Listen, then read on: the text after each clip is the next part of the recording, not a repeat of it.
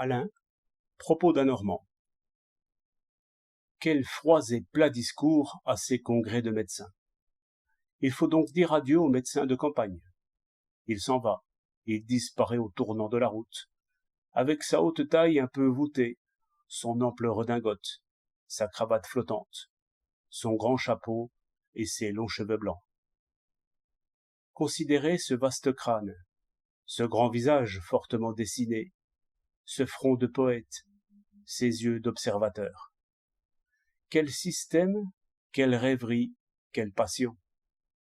Écoutez cette parole simple qui ressemble au bruit d'un bâton frappant la terre. Vous vous direz, que fait cet homme dans ce village perdu? Cela est pourtant naturel. Un large et noble esprit s'exile lui-même et se retire du monde, d'abord par ses fautes, et ensuite par les progrès mêmes de sa raison. Pauvreté, gaieté, poésie, conversation, flamme et fumée. De rares heures d'étude, mais bien employées, autour du cadavre disséqué. Des méditations infinies qui vont des hommes aux choses et du passé à l'avenir. Il méprise la science toute faite. Il retourne aux faits les plus simples. Il invente avec une peine incroyable une petite partie de ce qu'il aurait appris très vite en prenant docilement des notes. Estimé pourtant, et conquérant ses diplômes, grâce à ces institutions que donne la méditation errante. Là-dessous, un torrent de passion, des succès qu'il doit à sa belle jeunesse et qu'il croit devoir à ses idées.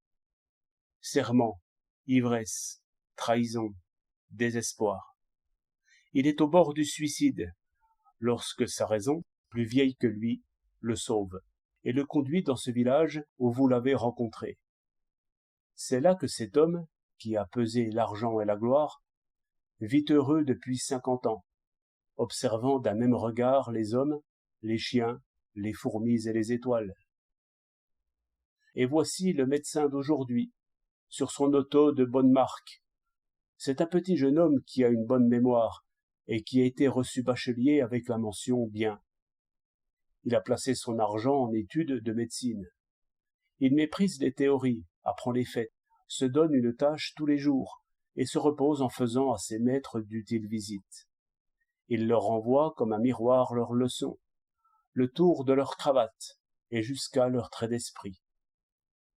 Le premier à tous les concours, il se fait la main à l'hôpital, prend une assurance sur la vie, achète une clientèle, cherche une dot, l'épouse, voyage en Italie, voit les musées, revient, étend ses affaires, prend un aide, suit la mode, se montre au théâtre, feuillette le dernier livre, flatte les journalistes, attend la croix.